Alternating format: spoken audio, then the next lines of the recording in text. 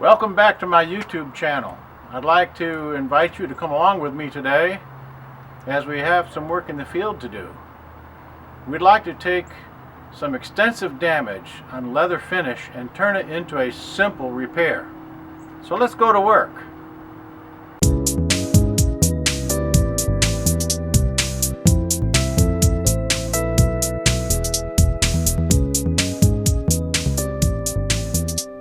So our primary concern in this Jeep is to repair the center armrest and the two front seats. And as you can see, the dog has scratched them up entirely from one end to the other.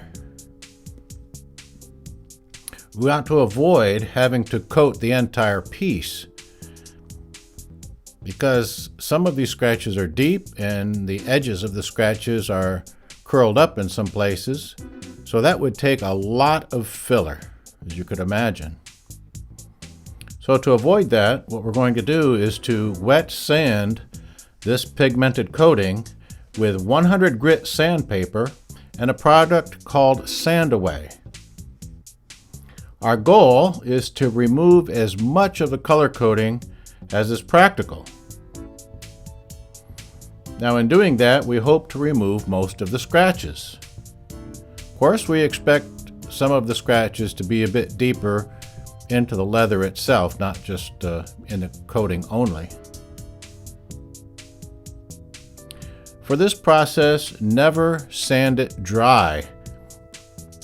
We don't want to leave deep scratches ourselves using the 100 grit sandpaper, so always sand it wet.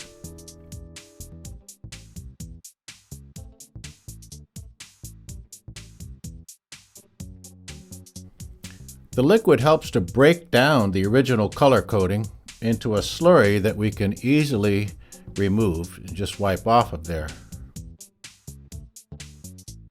Do be careful to stay off the stitching so we don't fray it.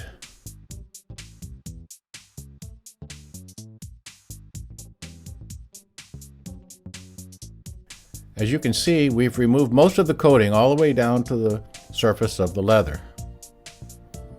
Now we're going to follow up with a silicone wash just to clean up the debris here a little bit and get us ready for the next step. Now because we've cut through the finish of the leather, we have some of our chemical that's got absorbed into the leather fibers. So this is going to take a few minutes to dry. So while this is drying, that would be a good time to mix up a color. Of course, you may have another vehicle to be working on at the same time. A lot of times we have about 3 vehicles lined up, so it would be a good opportunity also to go and do another preparatory step on a different vehicle.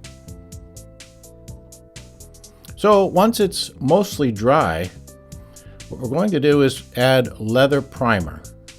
This is good to even out the surface and to soak into the opened up leather surface. As you can see, the leather primer is rather thick, so it does a good job of evening it out here.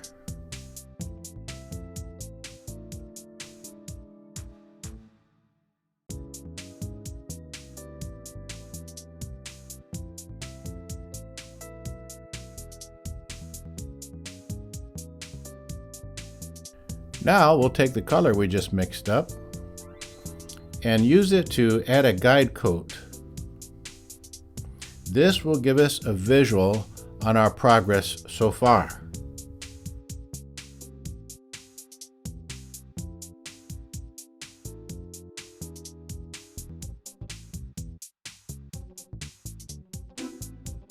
So once we've got the guide coat on there and dried, it'll be easy to see where the remaining deeper scratches are. And we can target just those.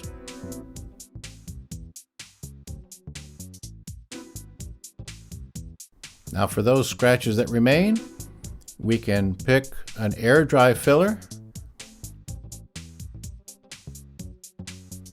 Notice how that using the Bondo spreader feathers the filler so that no sanding will be required afterwards.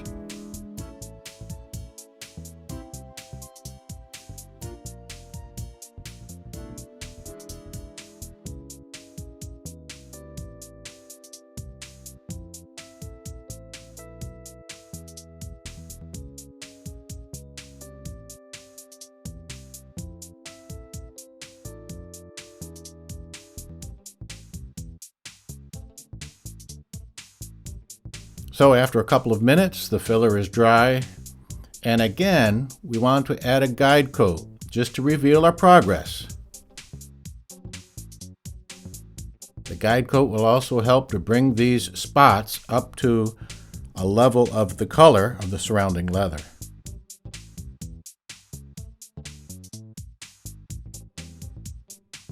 And sometimes bringing that level up is best accomplished by dabbing instead of wiping, as you'll see.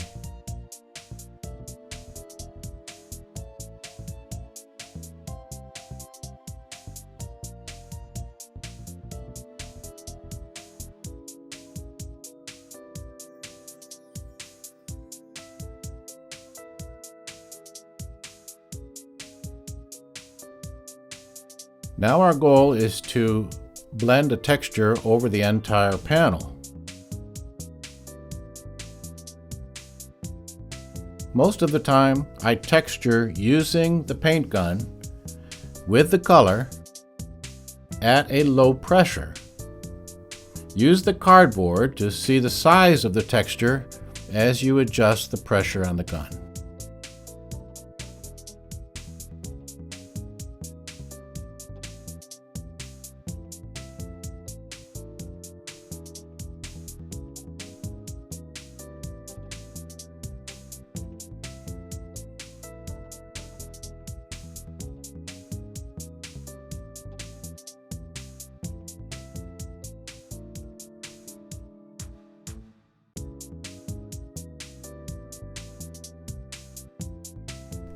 The first texture I put on is sometimes a bit heavier than what's needed, but it forms a really nice base. And so what I'll do is I'll take 400 grit sandpaper and just lightly scuff across the top of the heavier texture to level it out. Then adjust the texture again, maybe a little less texture, as you can see this time. And that's going to give us a better blend. So heavy texture on the bottom, sanded with 400 lightly, and then a blending texture over that that's a little bit smaller. Use the hairdryer right away. I call this freezing the texture in place with heat, meaning I'm curing it in place without allowing it to actually flow out yet. When we've got a good texture, we can adjust the pressure for atomizing the color better and getting an overall blend of the color on the panel. Now what sometimes happens is that after we do the overall color, this will reveal a flaw still, and we have to use our good judgment and see if the flaw is something that we need to go back and correct. It depends on your customer, depends on whether it's a wholesale piece or a retail piece sometimes, but just use good judgment. If there's something there that bothers you and you want to go back and correct it, then go for it. It won't take but just a minute. When doing an inspection on a repair, you might be surprised how important it is to go around and look at it from the other side. Looking at it from one side may look like it's totally finished, but you check it from the other side and then it reveals itself, so that's when you go back and do a little touching up. Here I'm using a fine mist to bring my spot up to color and then adjusting over top of the texture. And with enough texture just to blend in, then I'll put a final color coat.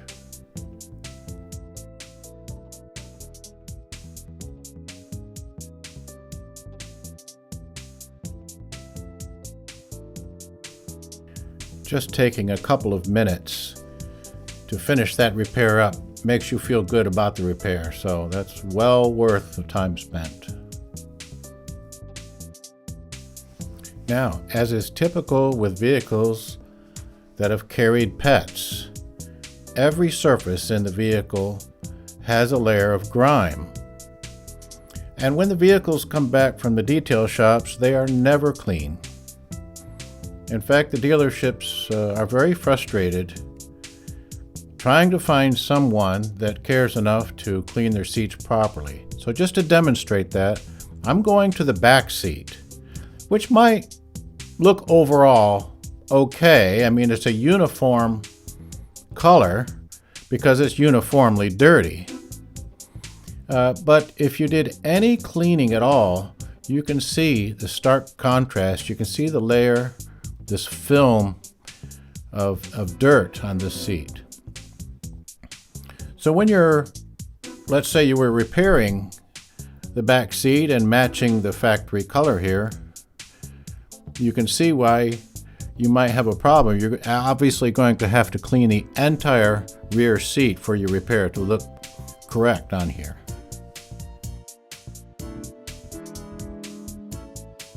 So if there are two things we can take away from our repair today, one is never trust the detail shops to clean your seats for you. Take responsibility for cleaning and prepping your seats. Otherwise, you'll be repairing and recoloring right on top of dirt. And the second thing is, we saw how advantageous it was to remove the damaged leather finish so that our repairs were very minimal at that point. And the end result was so much better. We could get a perfectly level, perfectly textured finish, and we're very happy with the end results.